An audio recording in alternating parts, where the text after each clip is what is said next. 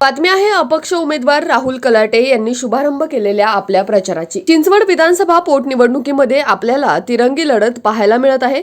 शिवसेनेचे बंडखोर अपक्ष उमेदवार राहुल कलाटे यांनी त्यांचा अर्ज कायम ठेवल्याने चिंचवडमध्ये तिरंगी लढत होणार आहे। अपक्ष उमेदवार राहुल कलाटे यांनी रविवार दिनांक 12 फेब्रुवारी रोजी वाकड येथील ग्रामदैवत श्री मातोबा मंदिर येथे आपल्या कार्यकर्ते तसेच वाकड ग्रामस्थ यांच्या उपस्थितीत ग्रामदैवत मातोबाचे दर्शन घेऊन आपल्या प्रचाराचा नारळ फोडून प्रचाराला जोरदार सुरुवात केली आहे। यावेळी हजारांच्या संख्येने राहुल कलाटे यांचे समर्थक व नागरिक उपस्थित होते। विशेष म्हणजे राष्ट्रवादीचे माजी नगरसेवक मयूर कलाटे यांचे बंधू उद्योजक संजय कलाटे यांनी राष्ट्रवादीच्या प्रचारातून पाठ फिरवून राहुल कलाटे यांना समर्थन दर्शवले। तसेच राहुल कलाटे यांनी कार्यकर्ते व नागरिकांशी संवाद साधताना शिट्टी या चिन्हासमोरील बटन दाबून आपल्याला प्रचंड बहुमताने विजयी करण्याचे आवाहन देखील केलंय। काय म्हणालेत राहुल कलाटे पाहुयात। याच बातमीचा आढावा घेतलाय आमचे प्रतिनिधी प्रसन्न तरडे यांनी। पाहुयात। आज या ठिकाणी आमचं ग्रामदैवत मातोबा देवस्थानच्या या प्रांगणामध्ये आपण सर्वजण उपस्थित आहात। उपस्थितांमध्ये आपली स्थानिक मंडळी, या ठिकाणी वाकडमध्ये राहणारी मंडळी आणि या परिसरामध्ये असणारी सर्व मंडळी उपस्थित आहात। सुरुवातीला आपण म्हटलं होतं की कुठल्याही कामाची सुरुवात करताना ग्रामदेवतेला नारळ फोडून आपण त्या कामाची सुरुवात करतो आणि एक वाकडचीच फक्त बैठक घ्यायची अशा प्रकारचं स्वरूप खरं तर या नारळ फोडण्याच्या कार्यक्रमाला होतं। परंतु आज सोशल मीडियाला एकदा कुठली पोस्ट आली की त्यानंतर कुठलाच कार्यक्रम कुणाच्या हातात राहत नाही, तो जनमानसाचा होतो। आणि आज या ठिकाणी मी पाहिलं उपस्थित सर्वच आहेत, म्हणजे वाकडचे आहेत, आजूबाजूचे सर्वच प्रतिष्ठित मंडळी या ठिकाणी आलीत। मी सर्वांचं या ठिकाणी स्वागत करतो। पूर्ण चिंचवड मतदारसंघ म्हणजे अमित आहे, संपतप्पा आहे, अतुल आहे, बारणे पाटील सर्वच आहेत। आता कुणाचं नाव घेतो कुणाचं राहिलं म्हणजे सगळेच आहेत। म्हणजे मी सर्वांचं या ठिकाणी स्वागत करतो। आणि खरं तर ही मीटिंग आपण एवढ्यासाठीच घेतली होती की आता पूर्व इतिहास सगळ्यांनाच माहिती आहे। 2014ला या ठिकाणी कोणी लढत नव्हतं, त्यावेळेस आपण इलेक्शनला सामोरे गेलो। अशा प्रकारची खलबत राष्ट्रवादी काँग्रेस पार्टीमध्ये चालली होती आणि कुणी तयार नसताना मी त्या ठिकाणी म्हटलं मी अपक्ष लढतो, जर पाठिंबा देता आलं तर तुम्ही द्या। आणि शेवटच्या काही दिवसात त्यांनी आपल्याला पाठिंबा दिला। परंतु आज काय झालं, प्रत्येकाला महाराष्ट्रात आपण त्यावेळेस जवळजवळ अपक्ष म्हणून सर्वात जास्त मतं घेतली आणि ती आपल्या सर्वांच्या प्रेमामुळे त्यावेळेस ती मतं मिळालेली आहेत। ती असताना आता कोणाचा गैरसमज झाला, कोण म्हटलं नाही की याच्यामुळे मिळाली, कोण म्हटलं की त्याच्यामुळे मिळाली। परंतु मी त्यावेळेस पण सांगत होतो आणि मी रोज सांगतो की ही मतं कोणामुळे नाही मिळाली, ही मतं लोकांनी दिलेली आहेत। आणि आज देखील म्हणजे आता खरं तर ही आपल्याला घरगुती बैठक घ्यायची होती की तुम्ही लोकांनी कशा पद्धतीने बाहेर पडायचे। 3.5 वर्षापूर्वी आपण ज्यांच्याकडे गेलो होतो की ज्याला सांगितलं होतं की मला मत दे, आपल्याला त्याच्याकडे परत जायचं, तुला परत एकदा राहुलला संधी द्यावी लागेल अशा पद्धतीने आपल्याला इलेक्शनला सामोरं जावं लागेल। कारण की त्यावेळेस जी मतं पडली होती त्या मतावर आज कोणी जर क्लेम करत असेल तर त्यांना तुम्ही दाखवून द्यायचं की याच्यावर कोणीच क्लेम करू शकत नाही, ही सर्व आमच्या जनमानसाची मतं आहेत। आणि आता डेव्हलपमेंट बद्दल मी बोलण्यापेक्षा सर्वच बोललेत। या परिसरात काम करत असताना सर्वांना विश्वासात घेऊन पुढे जात असताना आपण कशा पद्धतीने काम करू शकतो याचं उदाहरण तुम्ही 5 वर्ष महापालिकेत पाहिलंय। घटनेचा म्हणून काम करत असताना कधीही आपण कुठलाही माणूस आला आणि त्याच्यासाठी आपण त्या ठिकाणी गेलो नाही, त्या ठिकाणी फोन उचलला नाही, बेसिकली तो स्वभावच आहे। त्याच्यामुळे त्या गोष्टीबद्दल मी जास्त आता खोलात जात नाही। फक्त मला एकच सांगायचं की आपण हस्ते पर हस्ते म्हणजे एका माणसाने जर 50-100 मताची जबाबदारी घेतली की तर मी ह्याच केवढ्यापासून सांगेपर्यंत मी त्या ठिकाणी जाईल, मी त्या माणसाला सांगेल। त्यात फरक म्हणजे काही रॅली निघाली तर लोक मागून जात होते, ती कशासाठी आली, त्यातलं कोणी स्वयंपूर्तीने आलं नव्हतं। आज या ठिकाणी आलेली सर्व आपण हाडामासाची जीवाभावाची एकमेकांना ओळखणारे, एकमेकांच्या नात्यागोत्यातले, एकमेकांच्या संपर्कातले माणसं एकत्र आलो।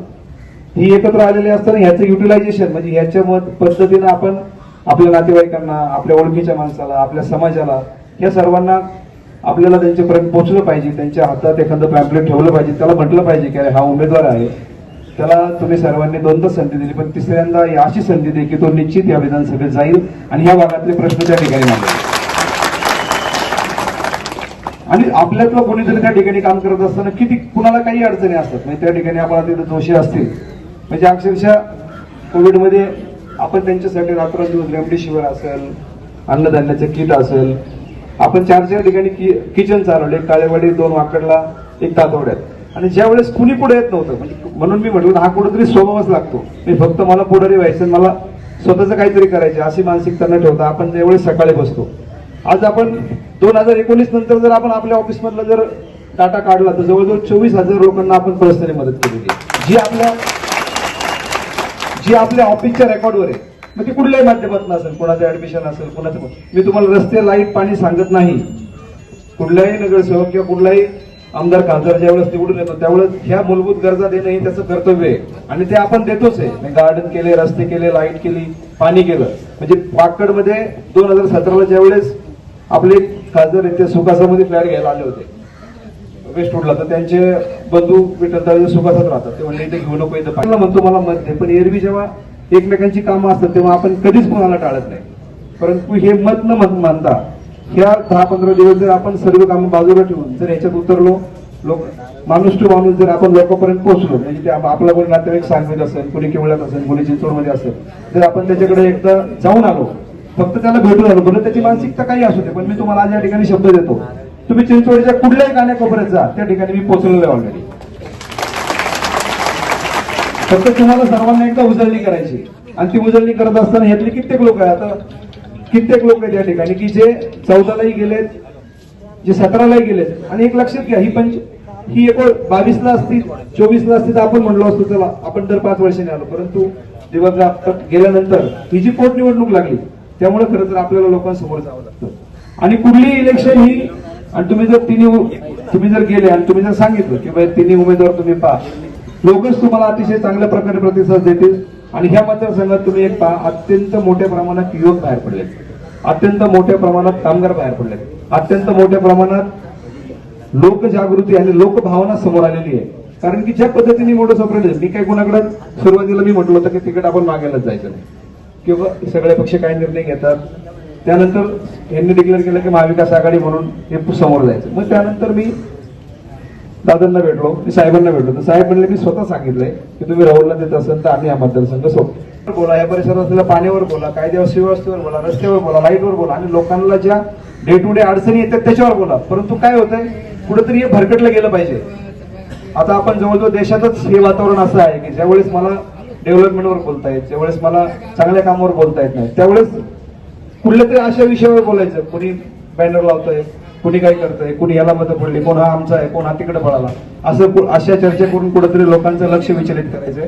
परंतु माझी आपल्या सर्वांना एकच विनंती आहे की आपण 5 वर्ष पण पाहिलं, मी नेहमी सांगायचो की मी तसं नशीबवान आहे की ज्यावेळेस मी पुढे जायचो तर मला सांगवीचे वाघमारे पण म्हणायचे, ते आपला नातेवाईक आहे, इकडे गेलं तर चिंचवडला गुरु पण म्हणायचे आपले नातेवाईक. म्हणजे या गावात जी आपण जुन्या लोकांनी जी 12 बलुतेदार पद्धत होती आणि त्या लोकांमध्ये जो घराभाव होता, तो घराभाव मला मागच्या दोन्ही इलेक्शनला जाणवलाय.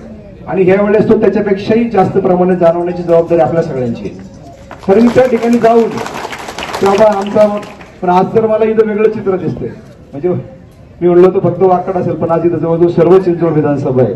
मला तर अनिल काटे पण आता मी पुन्हा एकदा आपल्या सर्वांना विनंती करतो, ऊन वाढतंय, फक्त काम करत असताना आपल्या आपल्या पद्धतीने आपापल्या नेत्यांनी काम करायचं. आपण प्रत्येक माणसापर्यंत पोहोचण्याचं आपल्या सगळ्यांना काम करायचं. आणि ह्यात मी तुम्हाला एकच सांगतो, मी तुम्हाला हे 10-15 दिवस मागतोय आणि 15 दिवस आहे. मागच्या वेळेस जेव्हा आपण 1,12,000 मतं घेतले तेव्हा आपल्याकडे फक्त 8 दिवस होते. आज हा रविवार, पुढच्या रविवार, त्याच्या पुढच्या रविवारी आपल्याला इलेक्शनला सामोरं जायचे. जवळजवळ 15 दिवस आपल्याकडे आहेत. आपल्याला माणसापर्यंत पोहोचावं लागेल. आणि ती पोहोचत असताना एरवी कुठलंही काम असू दे ते आपण जेव्हा माणूस समोर येतो ते तेव्हा करतो. परंतु तरी आपल्या सर्वांना हे दाखवून द्यायचं की ह्या गोष्टी चिंचवडमध्ये चालणार नाही. कारण की तुम्ही चिंचवड गावात जा, तुम्ही रावेत मध्ये जा, तुम्ही सांगवीत जा, ज्या पद्धतीने लोक बाहेर पडली, ज्या पद्धतीने तरुण वर्ग बाहेर पडलाय, निश्चितच त्यांना साथ देण्याचं काम आपण या परिसरातल्या लोकांनी केलं तर विजयापासून आपल्याला कोणीही रोखू शकणार नाही. आणि 26 तारीख म्हणजे आजपासून बरोबर हा रविवार आणि पुढचा रविवार 15 दिवस. आणि 10 नंबरला आपले शिफ्टी आहे.